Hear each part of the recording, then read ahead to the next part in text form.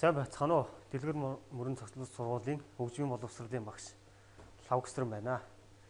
Өнөөдөр жаз хөгжим, мэрэгжлийн хөгжмийн урлагт гэсэн хичээлийг заах гэж байна. За зорилго жаз хөгжим Жорж Гершвин Porgy Bess 2 дуурийг танин мэдэх. За зорилт. За ийм зорилтын хүрээнд хэдүүлээ өнөөдрийн хичээлийг үзэх юм байна. Жаз хөгжим, мэрэгжлийн хөгжмийн урлагт Жорж Гершвиний намтар уран бүтээл Жорж Гершвиний Porgy Bess 2 дуурийн зохиолын хэв маяг гэсэн ийм сэдвийн зорилтын хүрээнд өнөөдрийнхээ хичээлийг үзэх юм. За өмнөх хичээлийн мэдлэгийг сэргэн санацгаая. За жаз гэдэг нь юу гэсэн утгатай урсгал чиглэл вэ? За жаз гэдэг нь бол жаз англиар уухай гэсэн утгатай үг юм байна. Уухай. За хоёрт нь жаз урлаг нь хаанаас гаралтай вэ? За энэ бол жаз урлаг нь Америкийн өмнөд мужид амьдардаг Африкийн боолчуудын үр сад ардын дуу хөгжмийн зарим төрөлд үндэслэн үүссэн. Жаз урлаг нь хэддүгээр зууны үед үүссэн бэ? Жаз урлаг бол 19-өөс 20-р зууны цагт үүссэн байна. За жаз урсгалд ямар чиглэл байдаг вэ? За жаз урлагт бол ийм чиглэлүүд байдаг юм байна. За фокстрот, за чарлстон, румба, боги, за твист, блюз, босса нова, кантри, рэгтайм, поп, рок н ролл, блюз гэсэн ийм урсгал чиглэлүүд байдаг юм байна. За жаз урсгалын зарим төрлөөс хэдүүлээ сонсцгоё. Дэлгэц рүү анхаарлаа хандуулна уу?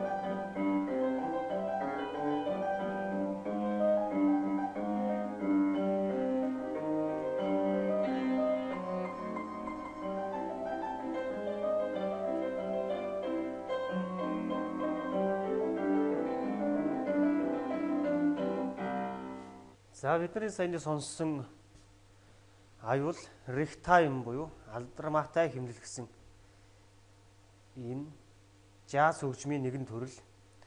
Бас жаз хөгжмийн эхэнд төгөлдөр хураар хөгжимтгий хэлнэ гэсэн ч байдаг. За дараагийнх нь бас нэг хэдүүлээ дэлгэц рүү анхаарлаа хандуулж нэг дуу сонсцгоё.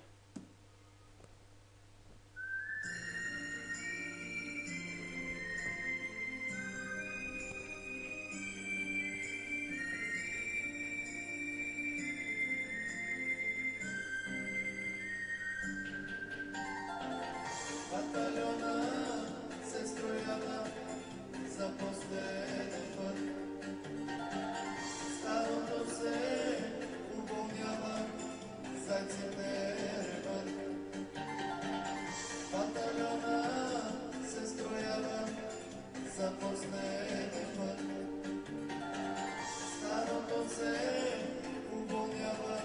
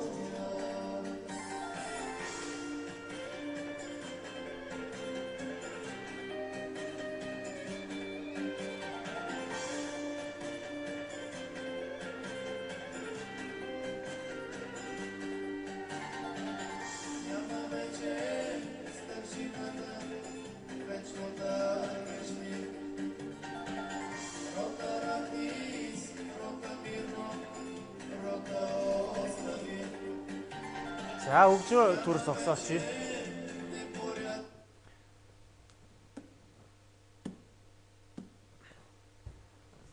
За саяны энэ бол жаз урсгал чиглэлийн дуу байлаа. Та нар сонсоод ямар сэтгэл төрсөн бэ? За хэлье. За өнөөдрийн хичээл бол жаз хөгжим, мэрэгжлийн хөгжмийн урлагт. За саяны сонсон дуугаа хэдүүлээ яг өөрснийхөөрөө тайлбарлацгаая. Энэ бол жаз хөгжмийн урсгал чиглэл сэтгэлийн хөөрөлтэй за урам сэтгэл илэглэл хошигнолын өнгө аястай юм байдаг чинь тийм. За тэгэхээр өнөөдрийн жаз хөгжим, мэрэгжлийн хөгжмийн урлаг гэж байна. За жаз урлагийн ардч сэтгэлийн хөөрөлтэй уран сэтгэмжид элэглэл хошигнолын өнгө аястай ай аялах өвөрмөц хэмнэл нь хөгжмийн зохиолчдын анхаарлыг зүй ёсоор татах болсноор жазын хамгийн шилдэг болгоныг тэд бүтээлдээ ашиглах болжээ гэж. За жазын хамгийн шилдэг болгоныг тэд уран бүтээлдээ ашиглаж байсан гэж байна. Тэгэхээр жаз хөгжим бол уухай гэсэн утгатай үгтэй.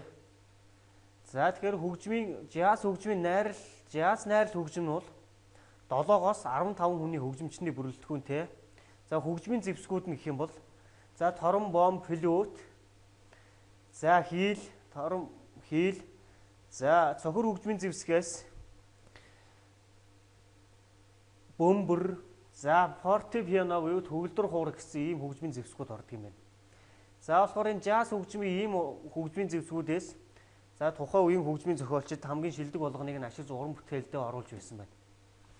За тэдний нэг болох Америкийн нэрт хөгжмийн зохиолч Ж. Гершвин зугаа цэнгэний зориулттай байсан жаз хөгжмийг уламжилт сонгодог симфони хөгжмөнтэй хослуулах туршилт хийсэн. За ингэснээр симфони жаз хэмээх шинэ хэвлэг маяг стилийг гаргаж ирсэн байна. Жорж Гершвин.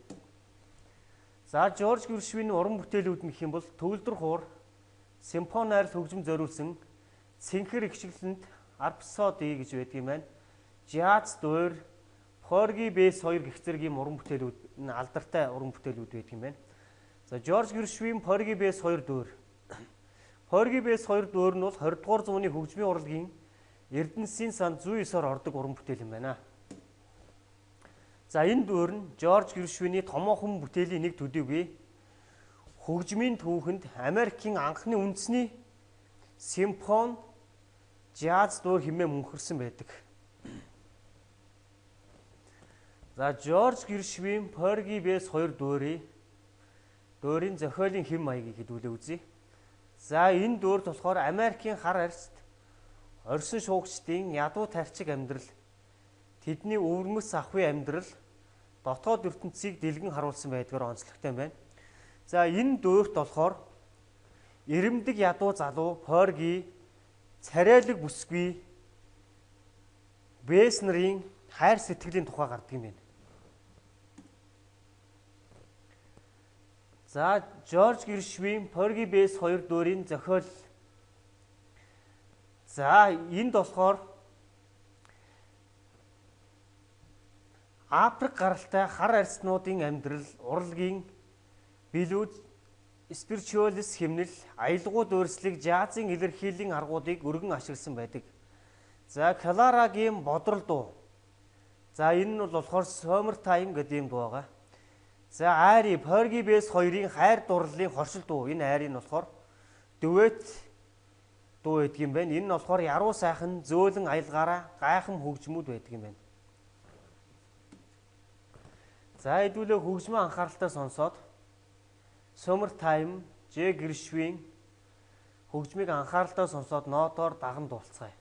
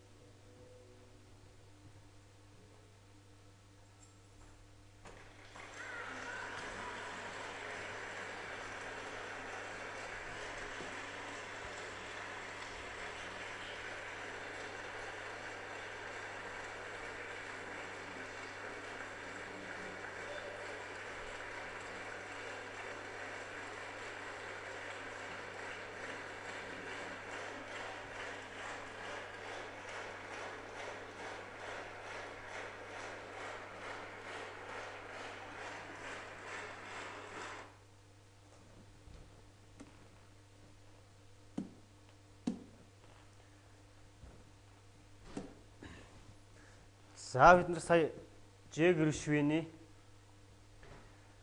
Porgy Bass 2-ын Ari Summertime гэж энэ дууг сонслоо. За өнөөдрийнхөө ингээд хичээлийг харьцуулт хийцгээе. За зохиолын нэр бол Ж Гэршвин Summertime, John Lennon Yesterday гэсэн хоёр зохиол дээр хэдүүлээ харьцуулт хийцгээе. За саяны бидний сонсон дууны хэм маяг стил нь ямар байсан бэ? Ямар стил бичигдсэн байсан бэ? За энэ бол jazz найрал хөгжимд зориулсан дуу юм байна. За энэ хэмнэл ритм нь ямар байсан бэ? Энэ удаан байв, түргэн байв? Энэ бол удаан темптэй ийм дуу байлаа. За аялгауны шинж төрх гэх юм бол онцлох юм. Аялгауны шинж төрхөл сонгодог ийм дуу байлаа.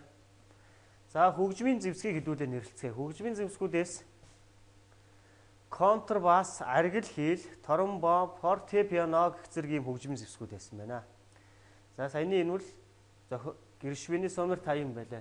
Дараагийн зохиол бол John Lennon Yesterday. За энэ John Lennon Yesterday зохиолыг хэдүүлээ харьцуулт хийхээс өмнө бас дэлгэц рүү анхаарлаа хандуулж дууг нь сонсцгоо.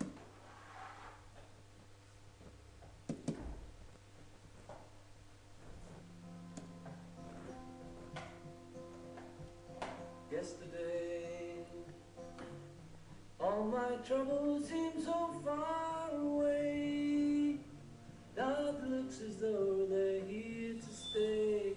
Oh, I believe in yesterday. Suddenly,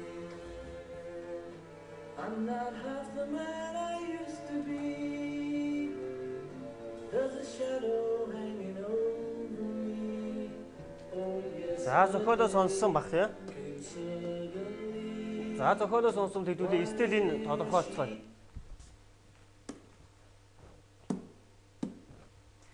За энэ зохиолын стил хэв маяг нь энэ ямар стил бичигдсэн байв? За энэ бол pop чиглэл бичигдсэн байна. За хэмнэл ритм гэх юм бол за модерита ая дуу. За аялгауны шинж төрхөл энэ орчин үеийн. За хэдүүлээ хөгжмийн зэмсгийг нэрлэлцгээе. Энэ бол орчин үеийн электро хөгжмөр бичигдсэн юм байна. За энэ өнөөдрийн хичээлээс за юуг ойлгож мэдсэн бэ? За хэдүүлээ цахим тест ажиллацгаая. За симфони jazz хэв маягийн үндэслэгч нь хэн бэ гэж байна. За A.N. Mahler, B.N. J. Gershwin. За хоёрт нь болохоор Porgy Bass 2 jazz дуурийн зохиогч нь хэн бэ гэж байна. A.N. Mahler, B.N. J. Gershwin, B.N. Louis Armstrong гэж байна. Энэ бол өнөөдөр бидний үзсэн хичээл J. Gershwin байна тий. За гэрийн даалгаварт J. Gershwin Summertime дууг сонсоод үгийг нь цээжлээд ирээрэй. За анхаарлаа хандуулсан та бүхэндээ баярлалаа.